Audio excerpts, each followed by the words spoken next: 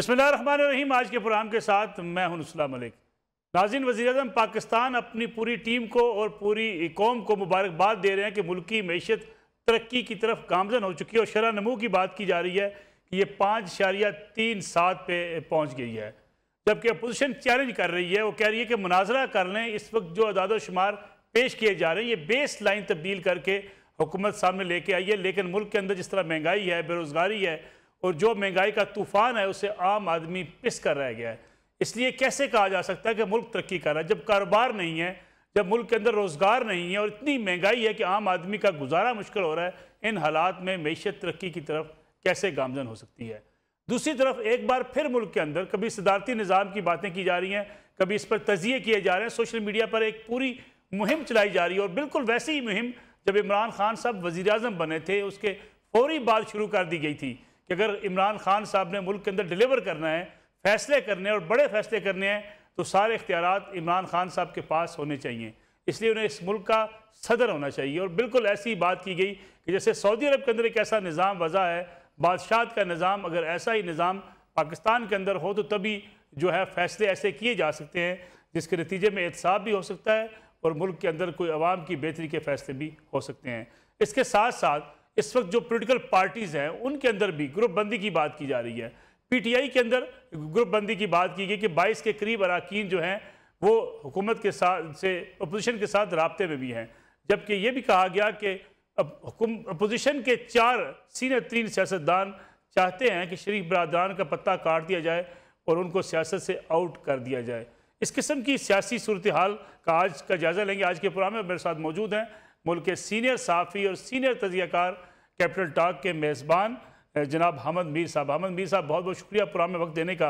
हमद मीर साहब, एक तो सबसे पहले हम अगर जायज़ा लें जो दावा किया जा रहा है मईशत की तरक्की का, उसको भी अब कैसा समझते हैं जबकि इन हालात में हुकूमत को एक दबाव का सामना भी है, फिर ग्रुप बंदी की बात भी की जा रही है। आपने भी एक आर्टिकल लिखा था जिसमें आपने कहा था 22 MNA जो हैं वो इस वक्त अपोजिशन के साथ जो है वो राब्ते में हैं, लेकिन हुकूमत तो दावेदार है कि मुस्लिम लीग नून के सीनियर सियासतदान 4 सीनियर सियासतदान मुस्लिम लीग नवाज के अंदर शरीफ बरादरान का पत्ता काटने को तैयार हैं।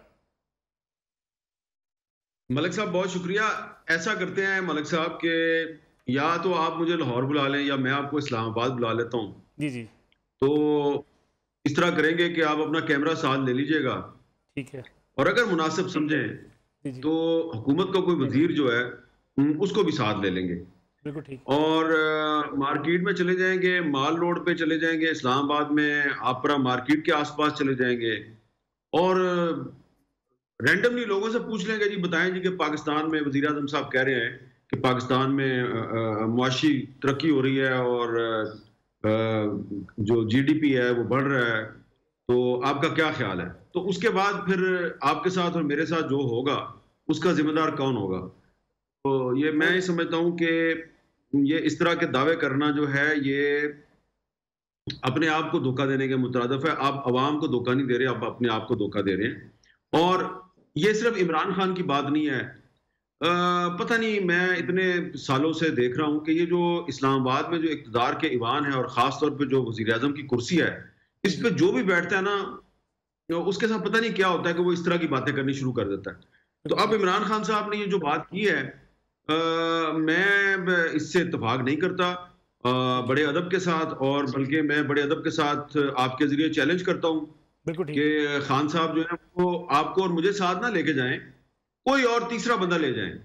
और जिस तरह वो कभी कभी इस्लामाबाद में गाड़ी पे निकलते हैं, पीछे फैसल जवेद साहब बैठे होते हैं, तो फैसल जवेद साहब को ले लें साथ में, और आप मार्केट में रुक जाएं, आगे कराची कंपनी में चले जाएं, या कभी लाहौर के दौरे पे जाएं तो वहां पे अनारकली में चले जाएं, किसी और जगह पे चले जाएं, लोहारी, मोची गेट, कहीं पे चले जाएं, कराची में चले जाएं, तारक रोड पे चले जाएं, और एक दफा लोगों से पूछ लें कि जनाब आपके साथ हो क्या रहा है, तो फिर लोग खुद ही बता देंगे कि असल सच्चाई क्या है। तो इसलिए मैं समझता हूँ कि ये जो वो कहते हैं ना एमको की जन्नत, उससे हमें निकलना चाहिए।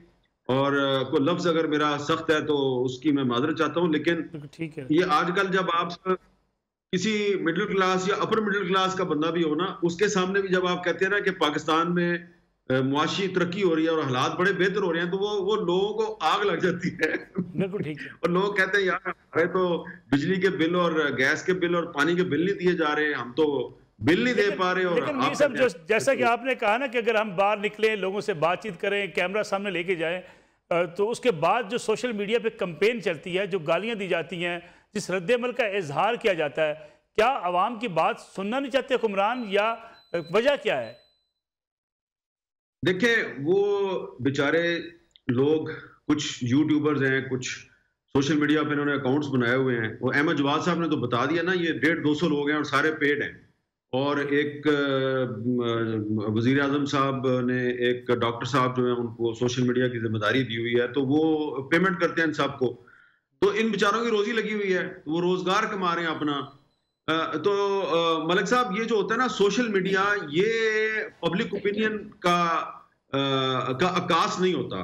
बिल्कुल ठीक। अब अगर ट्विटर पे या फेसबुक पर मेरे कई लाख फॉलोअर हो जाएं, तो इसका मतलब ये तो नहीं है कि मैं पाकिस्तान का बड़ा मकबूल तरीन सहाफी हूँ या सियासतदान हूँ। आपको याद है ना कि परवेज मुशर्रफ साहब जो हैं, फेसबुक पे उनकी फॉलोइंग कितनी थी, तो वो गलत फहमी का शिकार हो गए और अच्छे वाले पाकिस्तान से चले गए थे।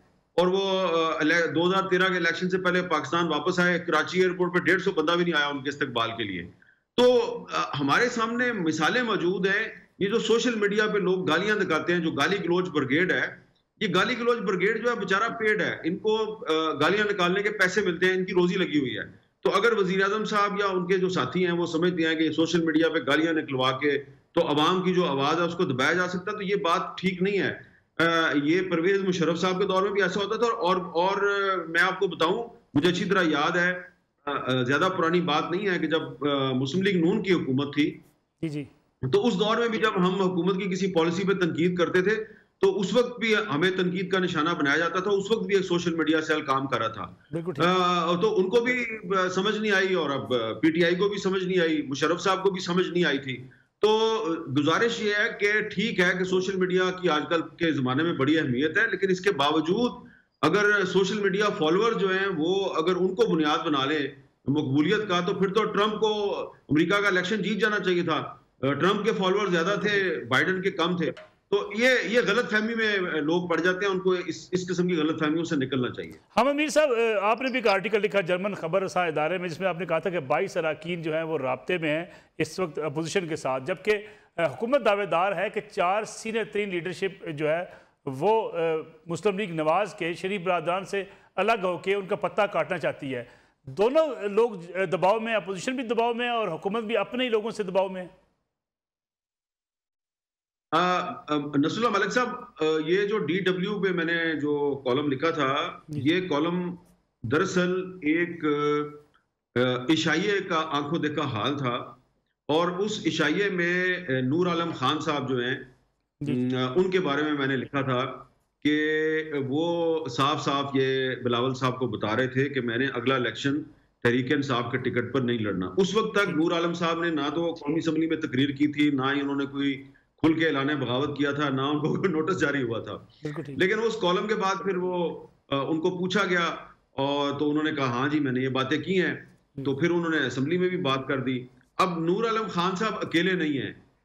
मसला ये है कि जो आप जो उस वक्त जो फिगर 22 थी उसमें 2 या 3 का इजाफा हो चुका है, वो 25 हो चुके हैं। अब उसमें प्रॉब्लम ये आ रही है कि उसमें जो 20 हैं, 20 जो हैं वो मुस्लिम लीग नून की टिकट लेना चाहते हैं। वो चाहते हैं जी मुस्लिम लीग नून हमें एश्योरेंस दे कि अगले इलेक्शन में हमें मुस्लिम लीग नून की टिकट मिलेगी। और उनका ताल्लुक है पंजाब, सेंट्रल पंजाब से और साउथ पंजाब से। उसमें तकरीबन 12 जो हैं वो साउथ पंजाब के हैं और 8 आदमी जो हैं वो सेंट्रल पंजाब के हैं। अब मुस्लिम लीग नून के साथ प्रॉब्लम ये है कि ये मैंने राना सनाउल्लाह साहब से भी ये बात पूछी थी, तो उन्होंने मुझे कंफर्म भी की और समझाई भी। वो ये कहते हैं जी कि साउथ पंजाब में तो हम एडजस्ट कर सकते हैं, साउथ पंजाब में तो हमारे पास गुंजाइश है, वहां पे तो हम टिकट की यकीन दहानी करवा सकते हैं। सेंट्रल पंजाब में हमारे पास गुंजाइश बहुत कम है, क्योंकि यहाँ पर जो हमारे लोग हारे हैं तहरीक इंसाफ से या हरवाए गए हैं, तो उनका फर्क जो है वो 2000 का है, 3000 का है, ज्यादा से ज्यादा 5000 का है। तो साउथ पंजाब वालों को हम दे सकते हैं यकीन दहानी, सेंट्रल पंजाब वालों को नहीं दे सकते। 5 आदमी जो हैं उनमें से एक जो है उसका ताल्लुक खैबर पख्तूनख्वा से है, 4 जो है हुकूमत की इत्तेहादी जमात से ताल्लुक है, उनका ताल्लुक सिंध से है, वो पीपल्स पार्टी से टिकट लेना चाहते हैं। ठीक। तो एक जो है वो खैबर पख्तूनख्वा से है, वो जेयूआई से टिकट लेना चाहते हैं। जेयूआई, मेरी इतला के मुताबिक जेयूआई ने उनको यकीन दहानी करवा दिया है कि आप अगर हमारी पार्टी में शमूलियत का ऐलान कर दें तो हम आपको यकीन दहानी करवा दें। अब ये मसला ये है कि पीपल्स पार्टी और मुस्लिम लीग नून में अभी तक ये नहीं तय हो पा रहा कि अगर हम एक तहरीक अदम एतमाद लाते हैं और ये जो 20-22 आदमी हैं जो कि शायद अब 25 हो जाएं और ये वोट हमें देते हैं और इसके नतीजे में इमरान खान साहब भी हट जाएंगे और स्पीकर कौमी असम्बली भी हट जाएंगे और डिप्टी कौमी असम्बली के स्पीकर वो भी हट जाएंगे। अब तय ये होना है कि नया इलेक्शन जो है वो 2 या 3 महीने में करवाया जाएगा या 1 साल के बाद करवाया जाएगा। मुस्लिम लीग नून चाहती है कि नया इलेक्शन 2-3 महीने के अंदर अंदर हो जाए। इस साल अक्टूबर तक इलेक्शन होना चाहिए। पीपल्स पार्टी कहती है नहीं जी, इलेक्शन अगले साल होना चाहिए। इस पे इनका तय नहीं हो पा रहा। लिहाजा कहना मैं आपको ये चाह रहा हूं कि मुस्लिम लीग नून और पीपल्स पार्टी अगर चाहें तो कल ही तहरीक अदम एतमाद लाके इमरान खान साहब को वो किसी भी वक्त फारग कर सकते हैं, लेकिन उनमें यह तय नहीं हो रहा कि तहरीक अदम एतमाद की कामयाबी के बाद इलेक्शन इस साल करवाना है या अगले साल करवाना है। ये मामला तय हो जाएगा तो मामला खत्म हो जाएगा। हम अमीर साहब, मुस्लिम लीग नवाज के जो जिन रहनुमाओं का ये कहना है, जैसा कि दावा किया जा रहा है हुकूमत की तरफ से कि वो शरीफ बरादरान को पीछे करके पार्टी को संभाल सकते हैं, इस बात का इम्कान है कि PMLN की सीनियर लीडरशिप शरीफ फैमिली को साइड पे करके मुस्लिम लीग नवाज को संभाल ले? देखिए मलिक साहब, एक सियासत के तालिब इल्म की हैसियत से, एक सहाफ़ी की हैसियत से हम मुस्लिम लीग नून की जो के अंदर जो पावर पॉलिटिक्स है ये तकरीबन 20-25 साल से देख रहे हैं। ठीक है। अब पिछले 2-3 साल में ये जो पावर पॉलिटिक्स है इसने कुछ मुख्तलिफ शक्लें इख्तियार कर ली हैं और ये बात जो है ये बिल्कुल दुरुस्त है कि ये पावर पॉलिटिक्स जो है ये इस वक्त भी जारी है मुस्लिम लीग नून के अंदर और कम से कम 2 या 3 लोग ऐसे हैं जिनका ये ख्याल है कि जी अब अगर इमरान खान साहब मंजर से हटते हैं और नया इलेक्शन होता है तो उसके बाद भी किसी भी तरीके से नवाज शरीफ या शहबाज शरीफ या उनके खानदान के लोग जो हैं वो हुकूमत में नहीं आ सकेंगे। लिहाजा वो अपने आप को बतौर एक उम्मीदवार के उन्होंने लॉन्च किया हुआ है। ठीक, इसमें कोई शक नहीं है, ये बात तो दुरुस्त है। लेकिन जो मुस्लिम लीग नून की जो पार्लिमानी पार्टी है, कौमी असम्बली में भी और पंजाब असम्बली में भी, जब उसके अरकान से हम बात करते हैं, मेजॉरिटी से जब बात करते हैं, वो लोग जो के मुस्लिम लीग नून की असल स्ट्रेंथ है, तो वो लोग कहते हैं जी हमारा लीडर नवाज शरीफ है। वो तो शहबाज शरीफ का नाम नहीं लेते, वो तो शायद हकान अब्बासी का नाम नहीं लेते, वो सरदार अयाज सादिक का नाम नहीं लेते, वो राना तनवीर साहब का भी नाम नहीं लेते, वो किसी का भी नाम नहीं, वो कहते हैं जी हमारा लीडर तो नवाज शरीफ है। तो ये एक प्रॉब्लम है। तो जो लोग इस वक्त अपने आप को जिन्होंने लॉन्च किया हुआ है, जो मुस्लिम लीग नून के अंदर जिन्होंने अपने आप को उम्मीदवार बनाया हुआ है, उनको पहले पार्टी को एतमाद में लेना पड़ेगा।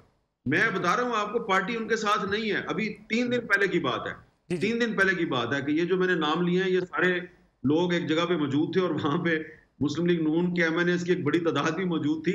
तो वहां पर ऐसा लग रहा था कि कोई जो 4-5 लोग हैं वो साइड पे बैठे हुए हैं और मेजॉरिटी थी जो 40-45 MNA या नून लीग के, वो एक साइड पे इकट्ठे होकर बैठे हुए थे।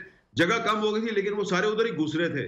तो मैंने वहां पे उनको कहा कि मैंने कहा जी ये पंजाबी में मैं कहा लंदन ग्रुप पे जिदी अक्सरियत है या दूसरा मुफाहमत ग्रुप पे जड़ा जिदी अकलियत है। तो ये सूरत हाल है। इसमें हुकूमत जो है ये कुछ ढकी छुपी चीजें तो है नहीं है, क्योंकि शेख रशीद साहब भी तो 1.5-2 साल से दावे कर रहे हैं ना कि नून में से शीन निकलने वाली है, नून में से शीन निकलने वाली है, अभी तक निकली तो नहीं है। तो ये जो लोग जिनके बारे में हुकूमत दावा कर रही है कि ये वजारत उज़्मा के उम्मीदवार हैं, ये दावा तो गलत नहीं है, लेकिन वो उम्मीदवार जो हैं वो उसी सूरत में बन सकते हैं कि अगर उनको नवाज शरीफ की आशीर्वाद हासिल होगी, नवाज शरीफ का हाथ इनके सर पे होगा तो ये उम्मीदवार बनेंगे, अदरवाइज कोई उम्मीदवार नहीं बन सकता। हम अमीर साहब, सदारती निज़ाम की बात गश्त हम सुनते हैं हमेशा से, कुछ अरसे बाद ये नई सिरे से बहस शुरू कर दी जाती है कि मुल्क में निज़ाम अब सदारती निज़ाम आ जाना चाहिए। पार्लिमानी निज़ाम में ख़ासतौर पर मौजूदा हुकूमत की बात की जाए, खान साहब अपने क्लोज दोस्तों से बातचीत भी करते हैं, वो कहते हैं जी कि अगर इत्तेहादी हुकूमत ना होती, अगर माफियाज के साथ मिलकर हुकूमत ना बनानी पड़ती तो मैं कामयाब हो जाता। मलिक साहब, ये जो इशू है ना, इस पर काफी साल पहले, अभी की बात नहीं मैं कर रहा, काफी साल पहले इमरान खान साहब के साथ मेरी इस पर बड़ी बहस हो चुकी है। जब वो सियासत में आए थे 2002 में, जब वो एमएनए बन गए थे, तो परवेज मुशर्रफ साहब की पाकिस्तान में हुकूमत थी। तो ये उस वक्त भी ये डिबेट शुरू हुई थी। तो उस वक्त भी खान साहब जो हैं, उनके साथ जब मेरी बात, मैंने उनको ये चीज़ समझाई थी कि ये बात गलत है कि सदारती निज़ाम पाकिस्तान में कभी नहीं आया। मैंने उनको बताया कि 1962 में बाकायदा एक सदारती निज़ाम इस मुल्क में नाफज किया गया था, और जनरल अयूब खान ने नाफज किया था। और उस वक्त के जो वजीर कानून थे, जस्टिस रिटायर्ड इब्राहिम, वो बंगाली थे, तो उन्होंने लिख कर अयूब खान को दिया था कि अगर आपने ये सदारती निज़ाम पाकिस्तान में नाफज किया तो पाकिस्तान टूट जाएगा। और जस्टिस इब्राहिम साहब जो हैं, उन्होंने जो अयूब खान के नाम खत लिखा था, वो उनकी किताब में मौजूद है। अगर आप कभी कहेंगे मैं आपको दिखा भी दूंगा। उसके बाद फिर ये हुआ कि फिर याह्या खान साहब आए। याह्या खान साहब भी सदर पाकिस्तान थे। और फिर इंटरेस्टिंगली आप देखें कि याह्या खान साहब के बाद जुल्फिकार अली भुट्टो साहब आए, तो वो भी काफी महीनों के लिए सदर पाकिस्तान भी थे और चीफ मार्शल एडमिनिस्ट्रेटर भी थे। उसके बाद फिर जनरल ज़ियाउल हक साहब, वो भी सदर पाकिस्तान थे। फिर परवेज मुशर्रफ साहब आए, वो भी सदर पाकिस्तान थे। तो ये सदारती निज़ाम जो है, ये तो कितनी दफा पाकिस्तान में आजमाया जा चुका है। फौजी सदर की वर्दी में भी आजमाया जा चुका है, और शेरवानी में भी आजमाया जा चुका है। और इसमें एक इंटरेस्टिंग बात मैं आपको बता दूं जी कि पहली दफा जब मार्शल लॉ लगाया था जनरल ज़ियाउल हक ने 5 जुलाई 1977 को, तो उसके कुछ हफ्तों के बाद 28 अगस्त 1977 को जनरल ज़ियाउल हक ने रावलपिंडी में जुल्फिकार अली भुट्टो के साथ मुलाकात की थी। और भुट्टो साहब को यह कहा कि अगर आप पाकिस्तान में पार्लिमानी निज़ाम खत्म कर दें तो आप इस मुल्क को चला सकते हैं। तो भुट्टो साहब ने इनकार कर दिया। उन्होंने कहा मैंने 1973 का आइन जो है वो किस लिए बनाया। तो ज़ियाउल हक साहब ने उसके बाद 28 अगस्त तक ज़ियाउल हक साहब जो है वो भुट्टो साहब के साथ बातचीत कर रहे थे, उनसे मुलाकात की और उनको कहा कि आप पार्लिमानी निज़ाम हटा के सदारती निज़ाम ले आए तो पाकिस्तान को चलाएं। तो ये जनरल ज़ियाउल हक की लेगेसी है। लेकिन अभी ये बहस, लेकिन हामिद मीर साहब, अभी ये बहस किसके फायदे में है? देखें, ये बहस बेमानी है। उसकी वजह यह है कि अब से कुछ महीने पहले सितंबर 2021 में सुप्रीम कोर्ट ऑफ पाकिस्तान में 4-5 पिटीशनें इकट्ठी फाइल की गई कि जी पाकिस्तान में सदारती निज़ाम लाया जाए और इसके लिए हुकूमत से कहा जाए कि वो रेफरेंडम करवाए कि पाकिस्तान में पार्लिमानी निज़ाम हो या सदारती निज़ाम हो। जिन लोगों ने वो पिटीशन फाइल की थी उनमें से एक अहमद रजा कसूरी साहब भी थे। वही कसूरी साहब जिन्होंने भुट्टो साहब के खिलाफ मुकदमा दर्ज करवाया था और भुट्टो साहब उसी मुकदमे में फांसी लग गए थे। तो ये जो पिटीशंस थी including the petition of Ahmed Raza Kasuri, इसकी हेयरिंग की एक 3 member bench of Supreme Court headed by Justice Umar Ata Bandial. और जस्टिस उमर अता बंदयाल की सरबराही में सुप्रीम कोर्ट के 3 रुकनी बेंच ने इन तमाम पिटीशंस को मुस्तरद कर दिया था। और उसमें जस्टिस मुनीब अख्तर साहब जो हैं उन्होंने ये रिमार्क्स दिए थे कि सदारती निज़ाम पाकिस्तान में पहले आजमाया जा चुका है, इसका पाकिस्तान को फ़ायदा नहीं नुकसान हुआ है, सदारती निज़ाम की वजह से पाकिस्तान टूटा। तो जस्टिस रिटायर्ड इब्राहिम साहब ने 1962 में जो अयूब खान को कहा था, वो बात मुनीब अख्तर साहब जो हैं उन्होंने रिपीट की सितंबर 2021 में अपने रिमार्क्स में। तो ये सुप्रीम कोर्ट के अब नए चीफ जस्टिस जो हैं उमर अता बंदयाल साहब, वो कई महीने पहले इन पिटीशंस को मुस्तरद कर चुके हैं। तो कोई तरीका नहीं है। आप किस तरह सदारती निज़ाम लेके आएंगे? उसके लिए अगर आप सदारती निज़ाम लाना चाहते हैं तो जस्टिस इफ्तिखार चौधरी साहब ने जो जस्टिस पार्टी बनाई थी, उसका भी तो यही नारा था कि पाकिस्तान में सदारती निज़ाम लाया जाए। उनका क्या हशर हुआ है? तो कम से कम जो लोग सदारती निज़ाम की बात कर रहे हैं उनसे बड़ी अदब से गुजारिश है कि भाई इफ्तिखार चौधरी के अंजाम से सबक सीख लो। क्यों आप अपने आप को इफ्तिखार चौधरी बना रहे हैं? वो इफ्तिखार चौधरी जो एक वक्त में पाकिस्तान में अपनी मकबूलियत की मिराज पे पहुंचा हुआ था, सदारती निज़ाम का नारा लगा के वो पस्ती का शिकार हो गए। तो मैं नहीं समझता कि सदारती निज़ाम की लोग जो बात कर रहे हैं उसके पीछे कोई बहुत बड़ी ताकत है। ऐसी कोई बात नहीं है। हाँ मीर साहब, जो इस वक्त की सूरत हाल है उसमें मुस्लिम लीग नवाज के कुछ रहनुमा बयान दे रहे हैं कि मियाँ साहब वापस आने वाला है, मियाँ नवाज शरीफ, जबकि हुकूमत ये कोशिश कर रही है या ये बयान जारी कर रही है कि हम मियाँ नवाज शरीफ को वतन वापस ले आएंगे। दोनों नंबर स्कोरिंग कर रहे हैं या कोई हकीकत भी है? देखिए मलिक साहब, इस पर मैंने भी मुस्लिम लीग नून के वो रहनुमा जो हार्डलाइनर्स हैं और फिर जो सॉफ्ट अप्रोच के हामिल हैं, उन दोनों से मेरी बात हुई है। और ज्यादा पुरानी बात नहीं, ये 2-3 दिन पहले, 2-3 दिन के दौरान मेरी बहुत मुख्तलिफ लोगों से बात हुई है। और लंदन में भी जो लोग उनके इर्द गिर्द करीब हैं मियाँ साहब के, उनसे भी बात हुई है। ठीक है, ये सरदार रियाज सादिक साहब के एक बयान से ये कंट्रोवर्सी जो है ये शुरू हुई है। हुकूमत कोशिश कर रही है कि नवाज शरीफ साहब को पाकिस्तान वापस आना चाहिए, वो उनको कोशिश जरूर करनी चाहिए। खुद मैं जाती तौर पे समझता हूँ कि मियाँ नवाज शरीफ साहब पाकिस्तान से गए थे एक कोर्ट के ऑर्डर के तहत, उनको कहा गया था कुछ दिनों में इलाज करा के वापस आ जाए, उनको वापस आना चाहिए। लेकिन अब अगर वो वहां पे अपना इलाज करवा रहे हैं तो नहीं आ रहे, तो ये उनकी मर्जी है। लेकिन मैं नहीं समझता कि वो फौरी तौर पे पाकिस्तान वापस आना चाहते हैं, और उनकी पार्टी के जो लीडर हैं उनकी बड़ी अक्सरियत भी चाहती है कि वो फौरी तौर पे वापस ना आए, इसलिए कि उनका एक ख्याल है कि नवाज शरीफ साहब जो है लंदन में रह के हमारी पार्टी के लिए ज्यादा वो कारगर और ज्यादा मौसर साबित हो सकते हैं। हाँ, अगर किसी तरीके से उनकी जो नाअहली है वो खत्म हो जाए और उनको जो सजा दी गई है वो खत्म हो जाए, फिर वो पाकिस्तान वापस आ सकते हैं, और उनको आना भी चाहिए। लेकिन फिलहाल मुझे नहीं लगता कि वो पाकिस्तान मुस्तकबिल करीब में वो खुद अपने तौर पे पाकिस्तान आएंगे, क्योंकि उसकी वजह यह है कि उनकी पार्टी के जो अहम लोग हैं वो ये समझते हैं कि हमने अगर अगला इलेक्शन लड़ना है, और अगर हम तो कोशिश करें कि अगला इलेक्शन इसी साल के अंदर हो जाए, तो नवाज शरीफ साहब अगर पाकिस्तान वापस आ गए वो तो गिरफ्तार हो जाएंगे। तो अगर वो गिरफ्तार हो जाएंगे तो फिर हम उनकी रिहाई की मुहिम चलाएंगे या हम इलेक्शन की मुहिम चलाएंगे।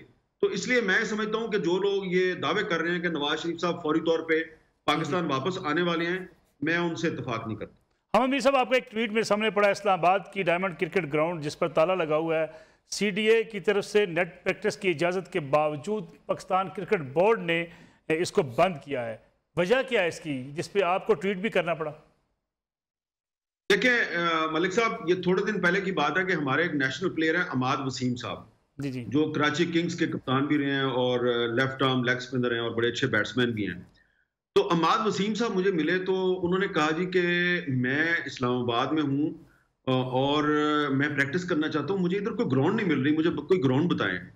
तो मैंने फिर उनको 1-2 जगह गाइड किया कि आप वहां चले जाएं, वहां चले जाएं। फिर उन्होंने जाके प्रैक्टिस भी की। फिर वो CDA से मिले जाके, CDA की मैनेजमेंट से उन्होंने कहा जी कि हमें को बताएं इस्लामाबाद में कोई जगह है जहां हम प्रैक्टिस करें। इस्लामाबाद में काफी सारी ग्राउंड्स हैं लेकिन उन ग्राउंड्स को पे उनको पाकिस्तान क्रिकेट बोर्ड ने अपनी तहवील में लिया हुआ है, और अक्सर ग्राउंडों जो है उन पे ताला लगा हुआ है। कहा जाता है जी कि कोर्ट का ऑर्डर है, कोर्ट ने लोगों को खेलने से नहीं रोका, कोर्ट ने यह कहा था कि इन ग्राउंड्स का कमर्शियल बुनियादों पर इस्तेमाल नहीं होना चाहिए। तो अब ये जो डायमंड क्रिकेट ग्राउंड है वहां पर 2-3 प्रैक्टिस विकेटें भी हैं, और भी वहां पे बड़ी अच्छी ग्राउंड है, उस पर बड़ी मेहनत की गई है। मुशर्रफ साहब के दौर में ये डायमंड क्रिकेट ग्राउंड जो है उसका इफ्तिताह किया गया था, शौकत अजीज साहब ने इसका इफ्तिताह किया था। अब वो ग्राउंड बंद है, ताला लगा हुआ है। मैंने खुद अपनी आंखों से उस ग्राउंड में देखा है कि लोग सिगरेट नोशी कर रहे होते हैं, मुंशियात का इस्तेमाल कर रहे होते हैं। कई दफा वहां पे शराब की बोतलें जो हैं वो हमें मिलती हैं। तो स्टूडेंट्स जो हैं, जो यंग बच्चे हैं इस्लामाबाद में, वो अगर मुंशियात का इस्तेमाल नहीं करना चाहते और वो गैर अखलाकी सरगर्मियों में मुलवस नहीं होते और वो अपनी शाम क्रिकेट ग्राउंड में गुजारना चाहते हैं, तो आपने क्रिकेट ग्राउंड को ताला क्यों लगा दिया? तो ये मेरा मसला है कि बच्चे जो हैं उनको एक क्रिकेटर वजीर आजम का दौर है, क्रिकेटर वजीर आजम के दौर में पाकिस्तान का दारुल हुकूमत इस्लामाबाद जो है, यहाँ पे नौजवान बच्चों को क्रिकेट खेलने के लिए ग्राउंड मुयसर नहीं। तो क्रिकेटर वजीर आजम से गुजारिश है कि भाई ठीक है, आपके साथ लोगों के सियासी इख्तलाफात होंगे, लेकिन अगर आपके दौर में क्रिकेटर आपसे खुश नहीं तो फिर कौन खुश होगा आपसे? बहुत बहुत शुक्रिया आमद मीर साहब, हमें वक्त देने का। आमद मीर साहब हमारे साथ मौजूद थे, और जो आखिरी बात हामिद साहब ने की कि एक क्रिकेटर जो है वो मुल्क के वज़ीर आज़म हो और इस्लामाबाद के बच्चे अपने ग्राउंड में मनशियात फरोशों को देखें, इस पर वज़ीर आज़म को भी नोटिस लेना चाहिए। नाज़रीन, ब्रेक का वक्त हुआ, ब्रेक से वापस आएंगे, बात करेंगे उस मुआशी तरक्की की, उस शरह नमू की जो इस वक्त हुकूमत दावेदार है। इस पर हमारे साथ मौजूद होंगे डॉक्टर फ़ारूक सलीम साहब, मुल्क के मारूफ माहिर इक़्तिसादियात। उनसे पूछेंगे क्या वाकई ये कहीं एदाद शुमार का फेर तो नहीं है, और अगर ये 5.37 पे हुकूमत ने इस वक्त शरह नमू जो ज़ाहिर की है, तो फिर मुल्क में महंगाई, बेरोज़गारी और हर तरफ चीखो पुकार क्यों है?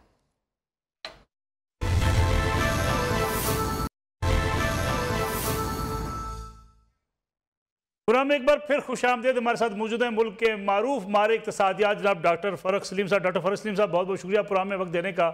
डॉक्टर साहब, वज़ीर आज़म साहब मुबारकबाद दे रहे हैं अपनी टीम को, पूरी कौम को, कि शरह नमूस जो है वो 5.37 पर जा पहुंची है और हुकूमत दावेदार है कि मईशत बहुत बेहतर हो चुकी है, जबकि अपोजिशन तनकीद कर रही है, मुनाजरे का चैलेंज दे रही है कि ये जो शरह नमूस ज़ाहिर की गई है, जिसको बेस बनाकर ये ज़ाहिर की गई है, इस लिहाज से तो फिर PMLN की जो हुकूमत है 2017-18 में वो 6.1 पर थी। जी, आपको याद होगा कि 2021 जनवरी में जब वो 2021 का साल शुरू हुआ था, तो उस वक्त वज़ीर आज़म साहब ने हमें कहा था कि ये तरक्की का साल होगा। तो वो वज़रा का, वज़ीर आज़म का, हुकूमत के तर्जुमानों का ये हक बनता है कि वो अपना सियासी नैरेटिव जो है वो आवाम के सामने रखें। इसी तरह ऑपोजिशन जो है वो उसका ऑपोजिट जो नैरेटिव बना के रखती है आवाम के सामने। एक ज़मीनी हकीकत है जो तकरीर के नतीजे में, कोई हुकूमती स्टेटमेंट्स के नतीजे में बदली नहीं जा सकती। वो आम आदमी की हकीकत है।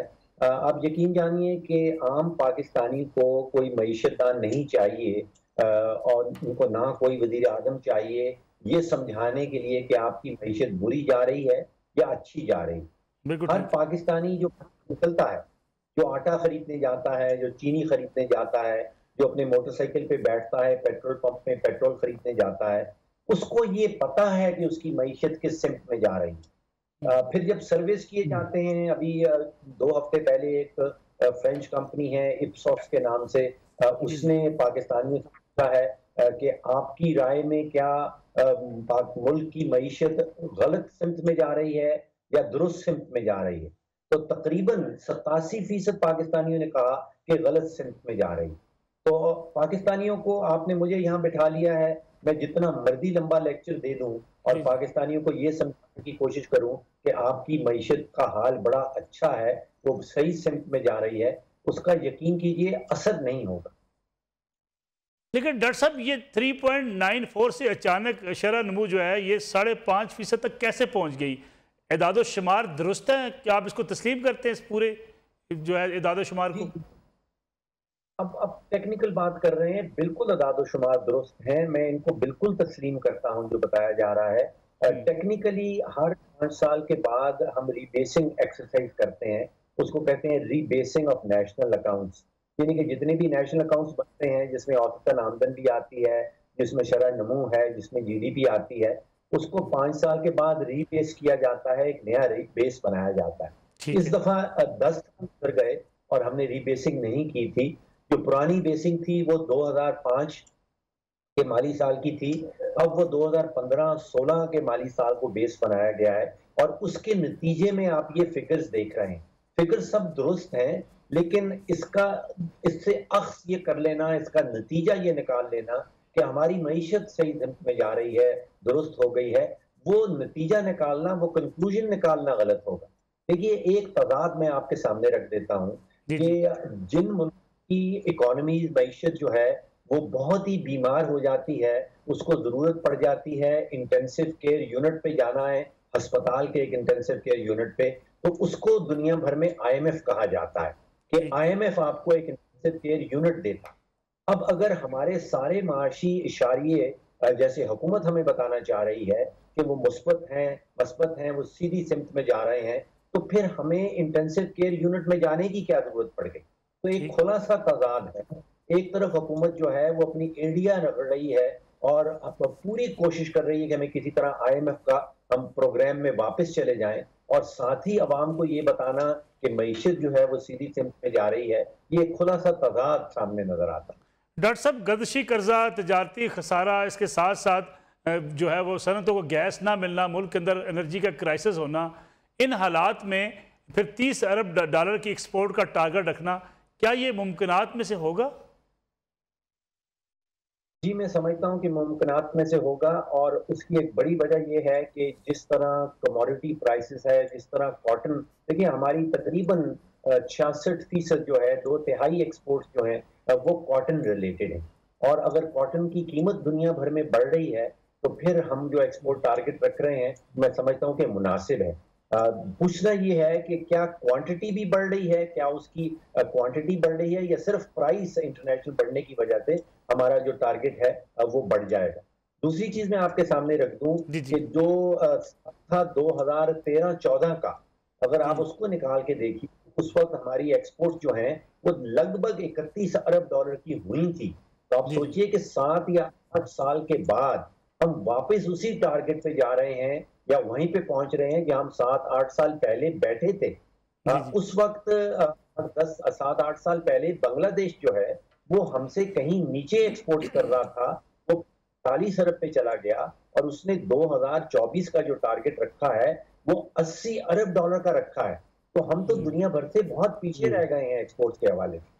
शरह सूद में इजाफा, इन्फ्लेशन रेट में इजाफा, ये किस चीज़ की निशानदेही करी डॉक्टर साहब?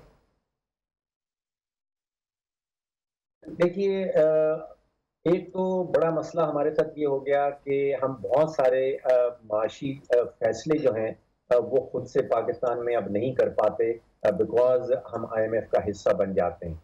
बहुत ठीक। सारी डिक्टेशन हमें वहां से लेनी पड़ती। दूसरा, अगर आप गौर से देखिए पिछले 41 महीनों में पीटीआई की हुकूमत के दौरान क्या हुआ है कि हमारे पास कोई किसी किस्म की हुकूमत जो है वह एटलीस्ट माशी सेक्टर के अंदर कोई टीम नहीं बना पाई। देखिए, जब टीम नहीं होती तो आपके पास पॉलिसी नहीं बन सकती। तो पॉलिसी बनाने के लिए आपको एक टीम चाहिए होती है। अब आप 41 महीने में देखें, महसूस ऐसे होता है कि हुकूमत जी जो है एटलीस्ट माशी एतबार से अंधेरे में तीर चला रही है। यानी कि एफबीआर के 8 चेयरमैन बदले जा चुके हैं। अब ये वो इदारा है हुकूमत का जिसने सारा का सारा टैक्स इकट्ठा करना है, और सारी हुकूमत की आमदन जो है वो एफबीआर इकट्ठी करेगा। फिर उसके ऊपर हुकूमत जो है वो अखराजात के अपने मंसूबे बनाएगी। वहां पे 8 एफबीआर के चेयरमैन नए आ चुके हैं, यानी कि 41 महीने में औसतन आप सोचिए कि 5 या 6 महीने मिल रहे हैं एक एफबीआर के चेयरमैन को। तो वो टीम क्या बनाएगा, और टीम नहीं होगी तो मंसूबे क्या बनेंगे। इसी तरह कोई 6 फाइनेंस सेक्रेटरी फेडरल लेवल पे तब्दील हो चुके हैं। 4 आपको मालूम है कि वजीर खजाना तब्दील हो चुके हैं। जी जी तो ये अंधेरे में तीर रहे हैं, एक्सपेरिमेंटेशन हो रही है, टीम एग्जिस्ट नहीं करती। और अगर टीम नहीं है तो फिर आप और मैं ये तवक्को लगा बैठे हैं कि कोई पॉलिसी सामने आ जाएगी, तो हमारी तवक्को गलत हो। शरह नमू का आम आदमी को कोई फ़र्क पड़ता है, उसकी ज़िंदगी पे, उसके पे असरात पड़ते हैं कोई डॉक्टर साहब, या ये सिर्फ हुकूमती अदाद शुमार होते हैं? आम आदमी की महंगाई, आम आदमी के मसाइल, बेरोज़गारी का खात्मा, ये इफ़ेक्ट करता है कोई? जी, बिल्कुल 100% करता है। आपकी जो जीडीपी है उसको जब हम आबादी पे डिवाइड कर देते हैं तो फिर वो पर कैपिटा इनकम जिसको कहते हैं कि ये औसतन आमदन हर पाकिस्तानी की वो सामने आ जाती है। तो ये बिल्कुल बहुत इम्पोर्टेंट जो है वो एक एक इशारिया है मईशत का। लेकिन रीबेसिंग के नतीजे में अगर वो बढ़ जाता है तो उसका इम्पैक्ट जो है वो आम पाकिस्तानी के ऊपर नहीं आता। वो सिर्फ एक किताबी कार्रवाई है, और वो किताबों में लिखा जाता है कि जी हमने रीबेसिंग के नतीजे में हमारी जो शरह नमू है वो बढ़ गई है। फिर दूसरा बड़ा इंपॉर्टेंट चीज ये होती है कि वो शरह नमू बढ़ने की क्वालिटी क्या है। क्या ठीक। वो आमदन की बुनियाद के ऊपर बढ़ रही है? क्या वो आमदन जो है वो अमीर तबकात के ऊपर बांटी जा रही है, या उसका ट्रिकल डाउन इफेक्ट आ रहा है? यहाँ पे महसूस ऐसा हुआ है पिछले साल या 2 साल में, स्पेशली ये पेंडेमिक पीरियड के दौरान, कि जो अमीर तबकात हैं पाकिस्तान के वो मजीद अमीर हुए हैं, और जो गरीब तबकात हैं वो मजीद गरीब हुए हैं। अब आप सोचिए कि तकरीबन 40% आबादी इस वक्त जो है, आप सोचिए कि कई 9 करोड़ के करीब पाकिस्तानी ऐसे हैं जो शराय गुर्बत से नीचे रह रहे हैं। ठीक। इसी तरह 40% आबादी जो है, अब वो आलमी इदारे हमें बताते हैं कि वो फूड इनसिक्योर है, यानी कि आलमी स्टैंडर्ड से जितनी जी जी। खुराक उनको चाहिए वो नहीं खरीद पा रहे हैं। लेकिन डॉक्टर साहब, अगर हम करें पर कैपिटा इनकम की बात करें तो उसके मुकाबले में जो एक्सपेंडिचर है एक फ़र्द का, वो भी काफ़ी बड़ा है। इसलिए अगर आमदन बड़ी है तो जो एक्सपेंडिचर बढ़ने के दरमियान में जो रेशो है, इसको कैसे कोई मैनेज करेगा? देखिए, अगर आप पाकिस्तान की माली तारीख देखें तो सन 1960 से लेके सन 2018 तक पाकिस्तानियों की औसतन आमदन मुसलसल बढ़ी। यानी कि 55 साल का एक ऐसा अरसा है जिसमें हमारी आमदन मुसलसल बढ़ रही। यकीनी बात है कि उस दौरान महंगाई का भी शरह थी, महंगाई भी हो रही थी। लेकिन हम उसको शायद बर्दाश्त कर पाते थे क्योंकि हमारी आमदन भी बढ़ती चली जा रही। 2018 के बाद कोई 3 साल ऐसे आए हैं जिसमें महंगाई की शरह जो है वो भी आसमान से बातें करने लगी और हमारी आमदन भी गिरती गई।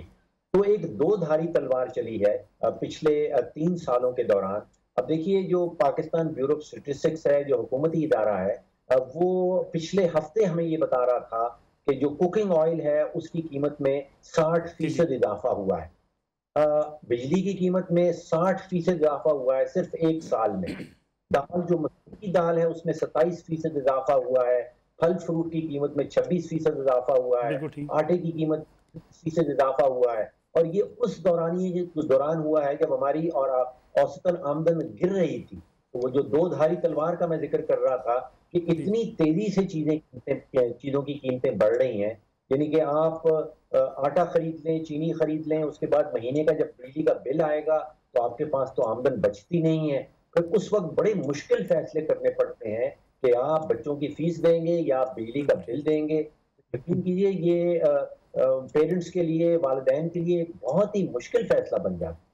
डॉक्टर साहब, जो आने वाला बजट है जून 2022 का, उसमें शरह नमू यही रहने का इम्कान है या इससे कम या ज़्यादा हो सकती है? देखिए, बड़ा मुश्किल सा सवाल है प्रेडिक्शन करना। मुख्तलिफ इदारे जो हैं, आलमी इदारे हैं, इकोनॉमिस्ट भी कर रहा है, वर्ल्ड बैंक अपनी प्रेडिक्शन दे रहा है, हमारी हुकूमत की अपनी प्रेडिक्शन सामने आ रही है। जो प्रेडिक्शंस मैंने लोएस्ट देखी हैं वो कोई 3.3 पे आती हैं, जो हाईएस्ट हैं वो 5, 5.5 पे जाती हैं, वो हमारी अपनी हुकूमत की हैं। लेकिन हमारी जिस रफ्तार से आबादी बढ़ रही है, जिस रफ्तार से वर्क फोर्स में, लेबर फोर्स में पाकिस्तानी ऐड हो रहे हैं, उस लिहाज से हमें तकरीबन 14 से 15 लाख नौकरियां सालाना क्रिएट करनी होंगी। और उसका फॉर्मूला तभी बैठता है जब हमारी मईशत जो है वो 7 या 8% से ग्रो करेगी। तो अगर उससे कम ग्रो करती है तो आप उसका मतलब ये होगा कि जो अनएम्प्लॉयमेंट है, जो बेरोजगारी की शरह है, वो मजीद बढ़ेगी। डॉक्टर फ़रूख सलीम साहब, बहुत बहुत शुक्रिया प्रोग्राम में वक्त देने का। नाज़रीन, आज का प्रोग्राम था, वक्त बिल्कुल ख़त्म हो गया। इंशाल्लाह कल आपकी खिदमत में दोबारा हाज़िर होंगे। इजाज़त दीजिए, अल्लाह हाफ़िज़।